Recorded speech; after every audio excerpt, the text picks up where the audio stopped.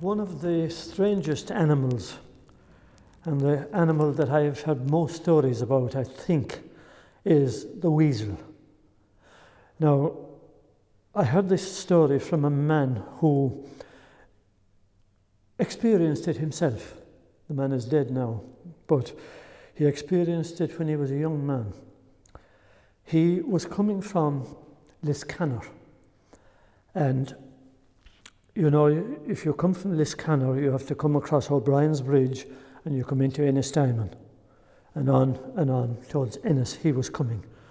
And he was passing the golf club, which is still there, and in Lenihan Golf Club. And as he was passing, he had this racket.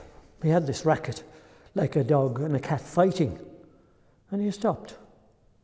Now, he had been gathering seaweed, and it was with a horse and cat. And he stopped, he got down, and he looked in over the wall, and there was a weasel and a rat. And the weasel killed the rat. But he was only gone about 20 yards when he had the same racket again. And he said, that's very odd.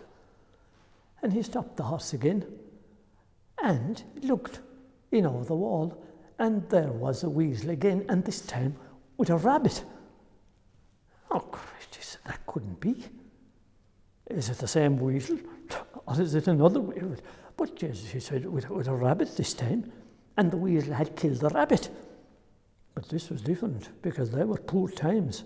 When I knew the man, he was over 90, and they were poor times. That's why he was gathering seaweed. And he said, that's my dinner for tomorrow. The rabbit, that is. So he got what he do, and he bent down and threw a stone at the weasel, and the weasel ran. In over the wall, of course, and grabbed the rabbit by the ears, and the rabbit was perfect. Like if it was a dog now that killed the rabbit, you know, the rabbit would be torn, such great stuff. And he came out, threw the rabbit up on the seaweed, and off he went. Now, he wasn't going into Lenihan, he was branching off towards Ennis, and on he went. But Bill the lad, he was only gone a small while, until after him, pitter patter, came the weasel. And of course, you know, what did he do, of course? And he bent down and threw a stone, as you would expect. He didn't want any trouble with the weasel. First, he was going to keep his rabbit, and the weasel ran again. And all the way into Ennis, it was a case of bend down, duck, bend down, duck, a fight against the weasel. But first, the weasel accompanied him all the way into Ennis, and that's the most of a mile. It is over a mile. He'd been down, throw the stone, because there was no tarred roads at that time, there were only dirt roads. He'd been down.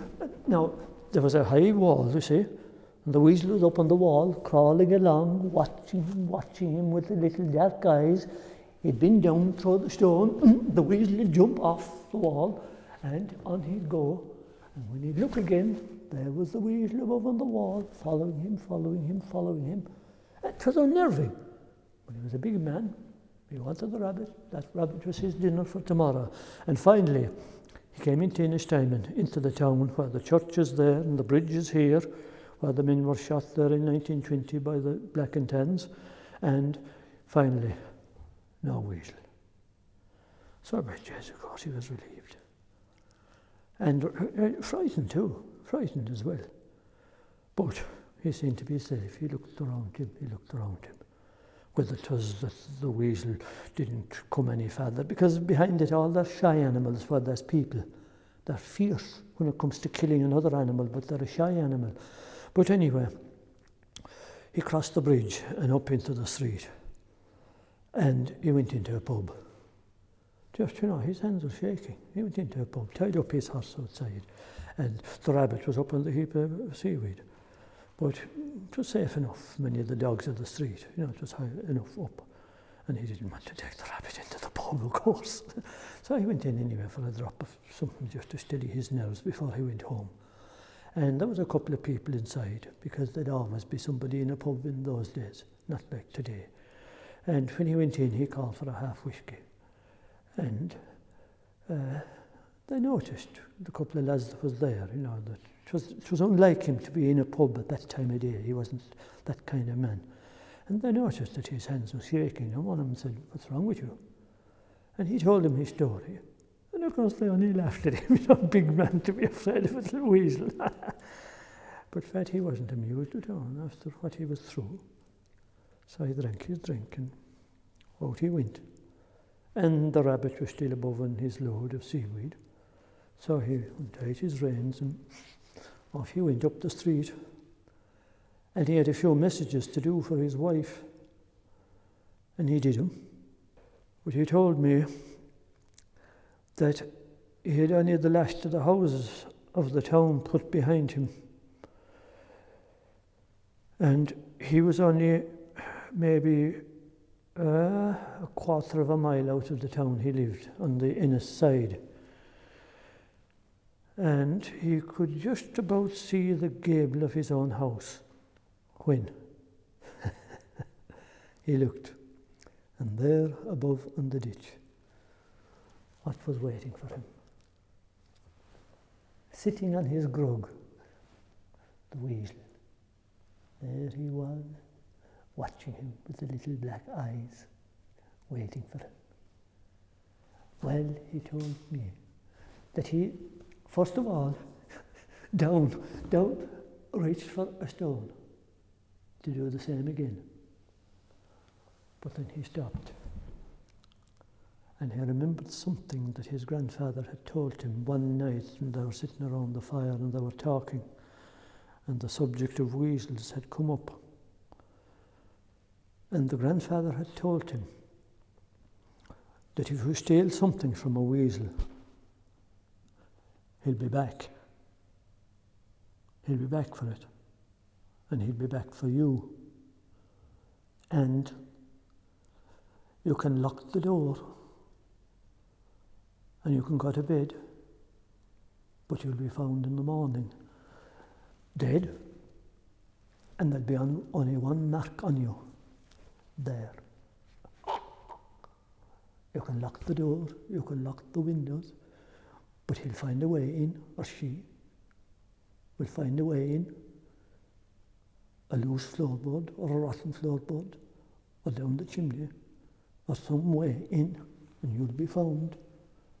And when he thought of it, and the lad watching him there from the ditch, he said to himself, "Is a rabbit worth this?"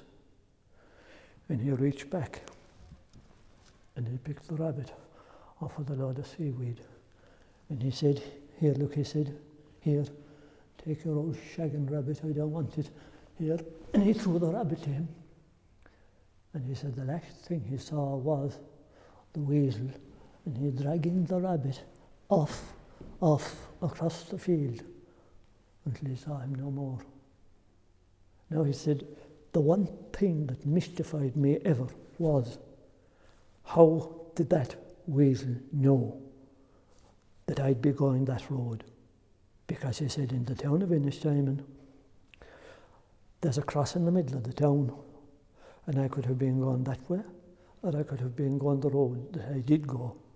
And how did he know I was going either road? I don't know. And at the start of my journey, were there two different weasels, with the rat and the rabbit? Or were they related, or their brother and sister, or what? He said, I have no truck with weasels.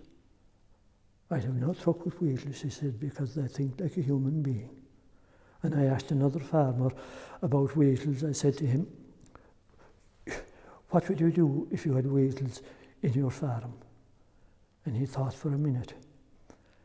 He said to me, he said, they're good and they're bad. He said, if you have weasels, you'll have no rats. But he says, if you have weasels, you'll have no hens either. So he says, tis a toss-up between them, tis your own choice. He said, they're the good and they're the bad. So they're a strange animal, but most people, they won't do them any harm. They think like a human being almost, but they'll always get the better of you.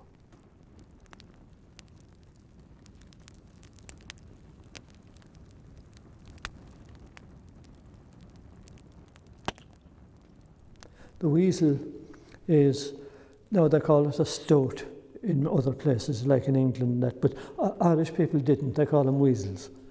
And there are so many stories about weasels, many stories about weasels in Ireland. For an animal that you rarely see, and very secretive animal, there are so many stories about them, like I say. The fox and the weasel are the two animals that most stories are told about. The fox for his cleverness, and the weasel for his almost human intelligence. The fox you can almost laugh at because he's so clever, but nobody laughs at a weasel. You don't want to draw a weasel on you because, like I say, he's dangerous. Not because he's dangerous because of his teeth or anything, because he's dangerous because of his almost superhuman intelligence, like in that story. You don't want to bring him on you because you don't know what you're drawing on yourself. Weasels are something else entirely, and they hold their own funerals. They hold their own funerals, and if you interfere with a weasel's funeral, you're in for big trouble.